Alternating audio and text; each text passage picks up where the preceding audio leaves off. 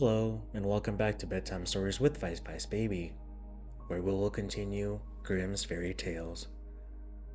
Dr. Know-All.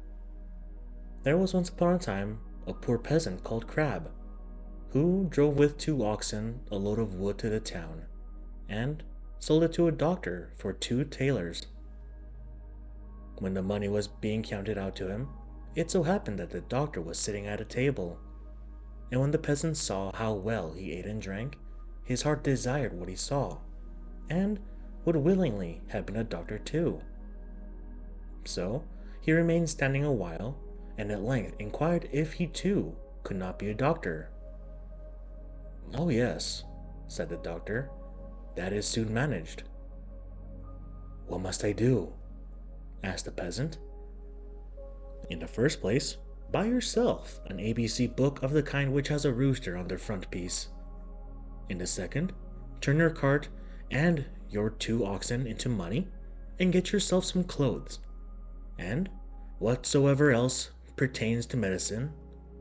And thirdly, have a sign painted for yourself with the words, 'I am Dr. Know-All,' and have that nailed up above your house door."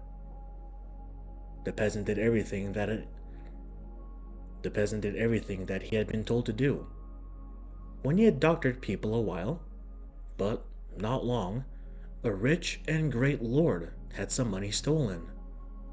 Then he was told about Dr. Know-All, who lived in such and such a village, and must know what had become of his money. So the lord had the horses harnessed to his carriage, drove out to the village, and asked Crab if he were Dr. Know-All. Yes, he was, he said. Then he was to go with him and bring back the stolen money.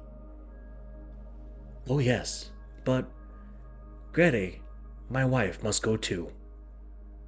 The lord was willing, and let both of them have a seat in the carriage, and they all drove away together. When they came to the nobleman's castle, the table was spread, and Crab was told to sit down and eat. "Yes, but my wife Grete too," said he, and he seated himself with her at the table. And when the first servant came with a dish of delicate fare, the peasant nudged his wife and said, "Grete, that was the first," meaning that was the servant who brought the first dish.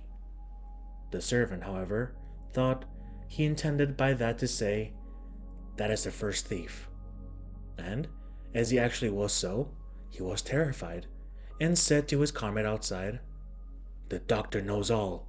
We shall fare ill. He said I was the first." The second did not want to go in at all, but was forced. So, when he went in with his dish, the peasant nudged his wife and said, "Grete, that is the second." This servant was equally alarmed, and he got out as fast as he could. The third fared no better, for the peasant again said, "Grete, that is the third." The fourth had to carry in a dish that was covered, and the lord told the doctor that he was to show his skill, and guess what was beneath the cover. Actually, there were crabs. The doctor looked at the dish and had no idea what to say, and cried, "Ah, poor crab." When the lord heard that, he cried, "There, he knows it. He must also know who has the money." On this, the servants looked terribly uneasy, and made a sign to the doctor that they wished him to step outside for a moment. When therefore he went out, all 4 of them confessed to him that they had stolen the money, and said that they would willingly restore it and give him a heavy sum into the bargain, if he would not denounce them, for if he did, they would be hanged.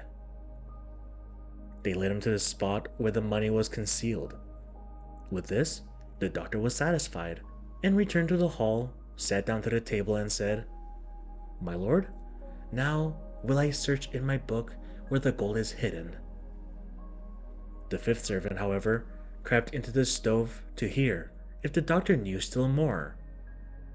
But the doctor sat still and opened up his ABC book, turned the pages backwards and forwards, and looked for the rooster, As he could not find it immediately, he said, "I know you're there, so you had better come out." Then the fellow in the stove thought that the doctor meant him, and full of terror sprang out crying, "That man knows everything." Then Dr. Know-all showed the Lord where the money was, but did not say who had stolen it, and received from both sides much money in reward, and became a renowned man. Thank you for tuning into this episode of Bedtime Stories with Vice Vice Baby. I hope you all have a good night and sweet dreams.